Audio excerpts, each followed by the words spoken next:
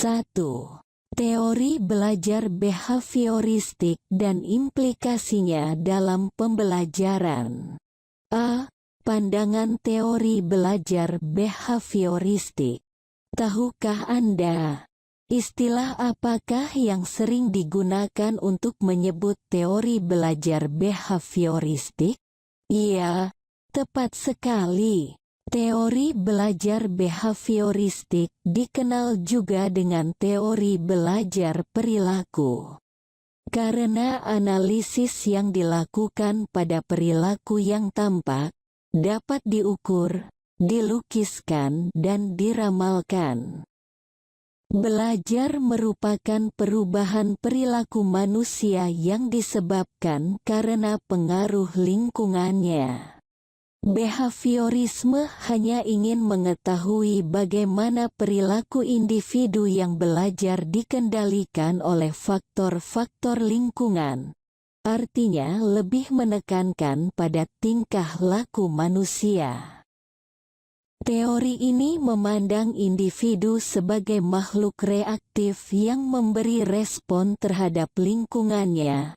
Skung 1986.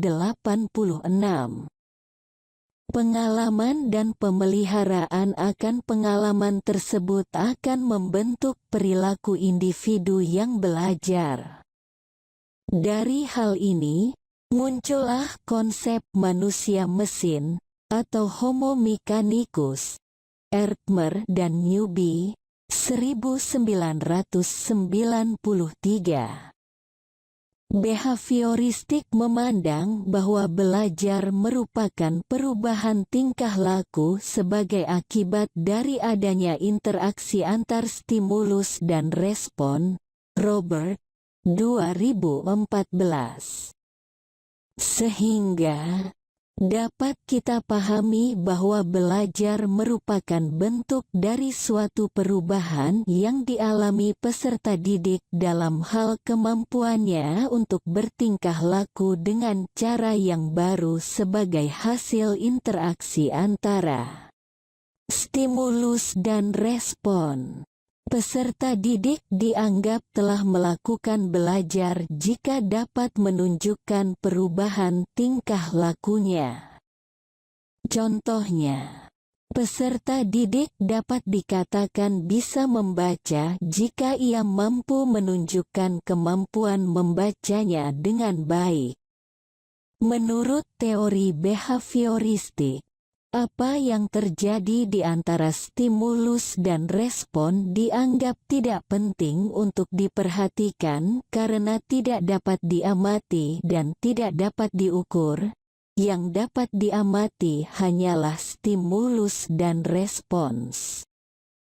Oleh sebab itu, apa saja yang diberikan guru merupakan stimulus. Dan apa saja yang dihasilkan peserta didik merupakan respon, semuanya harus dapat diamati dan dapat diukur. Behavioristik mengutamakan pengukuran, sebab pengukuran merupakan suatu hal yang penting untuk melihat terjadi tidaknya perubahan tingkah laku tersebut. Ciri dari teori ini adalah mengutamakan unsur-unsur dan bagian kecil, bersifat mekanistis, menekankan peranan lingkungan, mementingkan pembentukan reaksi atau respon, menekankan pentingnya latihan, mementingkan mekanisme hasil belajar, mementingkan peranan kemampuan dan hasil belajar yang diperoleh adalah munculnya perilaku yang diinginkan. Pada teori belajar ini sering disebut SR, stimulus, respon, psikologis artinya bahwa tingkah laku manusia dikendalikan oleh ganjaran atau reward dan penguatan atau reinforcement dari lingkungan.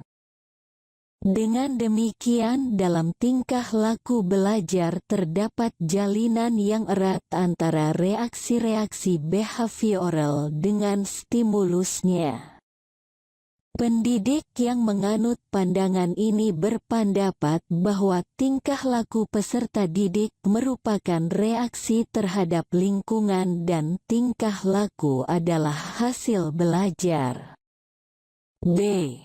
Implikasi teori behavioristik dalam kegiatan pembelajaran. Setelah mengkaji tentang teori behavioristik, maka kita ketahui bahwa istilah-istilah seperti hubungan stimulus-respon, individu atau peserta didik pasif, perilaku sebagai hasil belajar yang tampak, pembentukan perilaku, shaping, dengan penataan kondisi secara ketat, reinforcement dan hukuman. Ini semua merupakan unsur-unsur yang sangat penting. Teori ini hingga sekarang masih mendominasi praktek pembelajaran di Indonesia. Hal ini tampak dengan jelas pada penyelenggaraan pembelajaran dari tingkat paling dini, seperti kelompok bermain, taman kanak-kanak, sekolah dasar, sekolah menengah, bahkan perguruan tinggi. Pembentukan perilaku dengan cara pembiasaan, drill, disertai dengan hukuman atau reinforcement masih sering dilakukan. Mari kita kaji bersama bagaimanakah implikasi dari teori behavioristik dalam kegiatan pembelajaran. Implikasi teori behavioristik dalam kegiatan pembelajaran tergantung dari beberapa hal seperti tujuan pembelajaran, sifat materi pelajaran, karakteristik peserta didik, media dan fasilitas pembelajaran yang tersedia. Pembelajaran yang dirancang dan dilaksanakan berpijak pada teori behavioristik memandang bahwa pengetahuan adalah objektif, pasti, tetap, tidak berubah.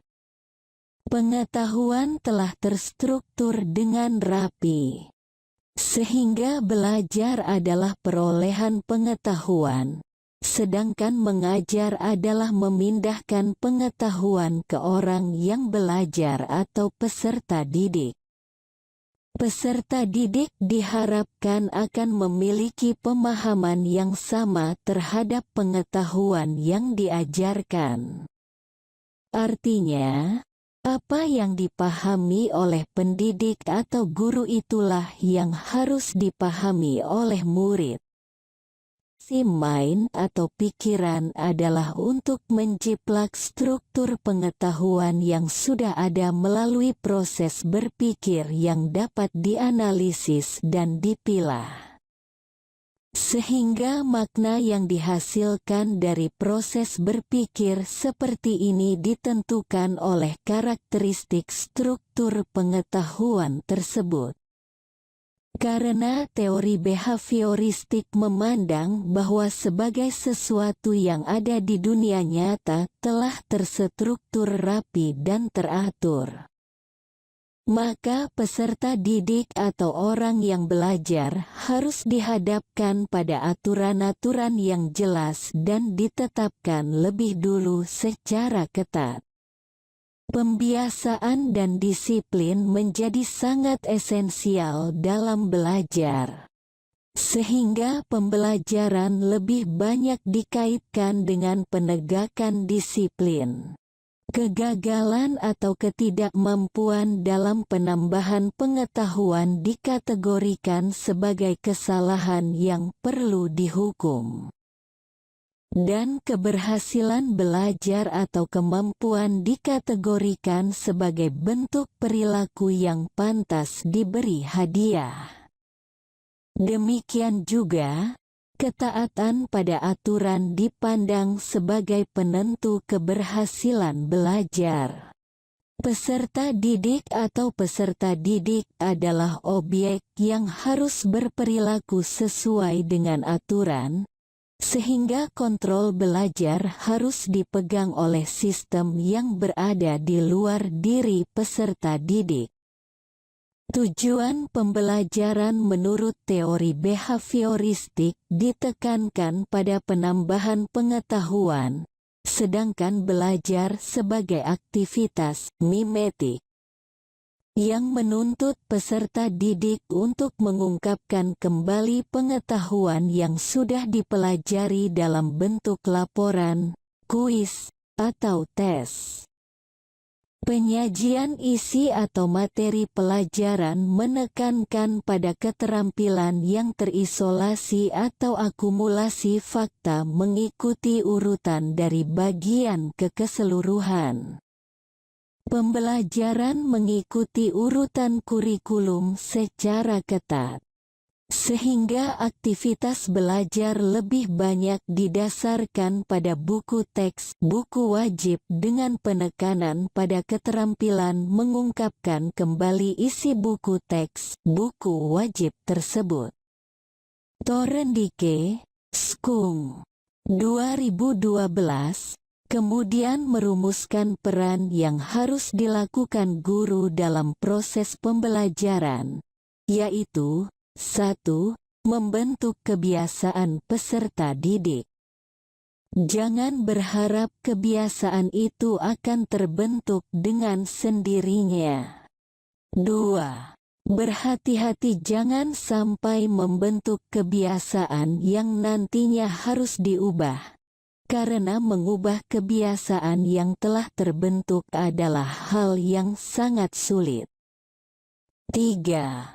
Jangan membentuk kebiasaan dengan cara yang sesuai dengan bagaimana kebiasaan itu akan digunakan. 4. Bentuklah kebiasaan dengan cara yang sesuai dengan bagaimana kebiasaan itu akan digunakan. Evaluasi menekankan pada respon pasif, keterampilan secara terpisah, dan biasanya menggunakan paper and pencil test. Evaluasi hasil belajar menuntut satu jawaban benar. Maksudnya, bila peserta didik menjawab secara benar, sesuai dengan keinginan guru, hal ini menunjukkan bahwa peserta didik telah menyelesaikan tugas belajarnya. Evaluasi belajar dipandang sebagai bagian yang terpisah dari kegiatan pembelajaran, dan biasanya dilakukan setelah selesai kegiatan pembelajaran. Teori ini menekankan evaluasi pada kemampuan peserta didik secara individual. Salah satu contoh pembelajaran behavioristik adalah pembelajaran terprogram, Programmed Instruction, di mana pembelajaran terprogram ini merupakan pengembangan dari prinsip-prinsip pembelajaran operan conditioning yang dibawa oleh Skinner. Skung, 2012, menyatakan bahwa pembelajaran terprogram melibatkan beberapa prinsip pembelajaran. Dalam pembelajaran terprogram, materi dibagi menjadi frame-frame secara berurutan yang setiap frame memberikan informasi dalam potongan kecil dan dilengkapi dengan tes yang akan direspon oleh peserta didik. Pada zaman modern ini, aplikasi teori behavioristik berkembang pada pembelajaran dengan PowerPoint dan multimedia. Pembelajaran dengan PowerPoint cenderung terjadi satu arah. Materi yang disampaikan dalam bentuk PowerPoint disusun secara rinci dan bagian-bagian kecil. Sementara itu pada pembelajaran dengan multimedia, peserta didik diharapkan memiliki pemahaman yang sama dengan pengembang, Materi disusun dengan perencanaan yang rinci dan ketat dengan urutan yang jelas. Latihan yang diberikan pun cenderung memiliki satu jawaban benar. Feedback pada pembelajaran dengan multimedia cenderung diberikan sebagai penguatan dalam setiap soal. Hal ini serupa dengan program pembelajaran yang pernah dikembangkan Skinner, Collin, 2012. Skinner mengembangkan model pembelajaran yang disebut teaching machine, yang memberikan feedback kepada peserta didik bila memberikan jawaban benar dalam setiap tahapan dari pertanyaan tes. Bukan sekedar feedback pada akhir tes. Anda untuk lebih mengetahui tentang penerapan implikasi teori belajar behavioristik dalam proses pembelajaran.